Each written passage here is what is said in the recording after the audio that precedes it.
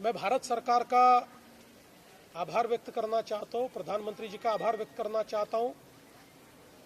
जो दुनिया में युद्ध चल रहा है उसके मद्देनज़र तेल के भाव बढ़ने के बाद ये अंदेशा था कि पेट्रोल डीजल के भाव बढ़ेंगे, लेकिन वो भाव न बढ़े इसलिए भारत सरकार ने एक्साइज ड्यूटी 10 रुपया प्रति लीटर कम कर दी है।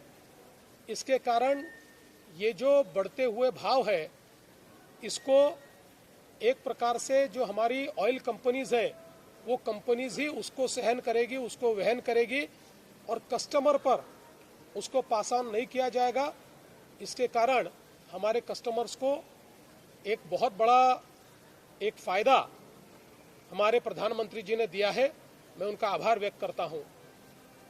हम लोग देख रहे हैं कि जहां हमारे आसपास के पड़ोसी देशों में पेट्रोल, डीजल और गैस के संकट के कारण करीब करीब शटडाउन की परिस्थिति आई है।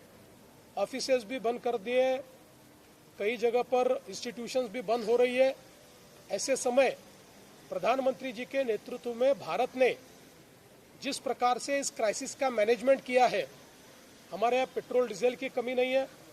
हमारे यहाँ पर जो हाउस होल्ड गैस है वो भी दिया जा रहा है। कमर्शियल गैस में कुछ कटौती की गई है, लेकिन उसको भी अब वापस 50% पर लाया जा रहा है। तो मुझे लगता है कि एक प्रकार से जिस प्रकार की डिप्लोमेसी हमारे प्रधानमंत्री जी ने की है वो काबिले तारीफ है।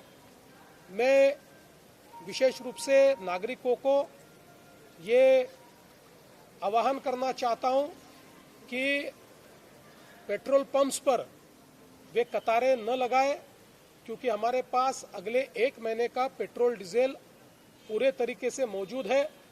इस प्रकार से वो अगर कतारें लगा कर ज़्यादा पेट्रोल डीजल इस अंदेशे में कि शायद उसकी कमी होगी अगर भरेंगे तो सप्लाई और डिमांड के साइकिल पर उसका स्ट्रेस गिरेगा और एक आर्टिफिशियल कमी उसके कारण तैयार होगी। इसलिए ऐसा न करे, ऐसा मैं सभी को यहाँ से ऐलान करता हूँ। उसके साथ साथ हमारे सरकार ने गैस के मामले में भी पूरे तरीके से एहतियात बरता है। जो हाउस होल्ड गैस है वो सबको सही समय पर मिल रहा है, उसके भी होर्डिंग की कोई आवश्यकता नहीं है और कोई उस प्रकार से न करे। और कहीं पर गैस एजेंसियां अगर गलत तरीके से पैसे मांगती है या गलत तरीके से एक आर्टिफिशियल इस प्रकार से उसमें कमी लाने की कोशिश करती है तो उसकी आप कंप्लेंट करिए, उनके ऊपर भी कार्रवाई की जाएगी। और साथ साथ मैं ये भी कहना चाहता हूँ कि अगले पूरे समय का एक बहुत अच्छा प्लान भारत सरकार ने तैयार किया है, इसलिए सरकार पर विश्वास रखकर सभी लोगों ने एहतियात बरतनी चाहिए।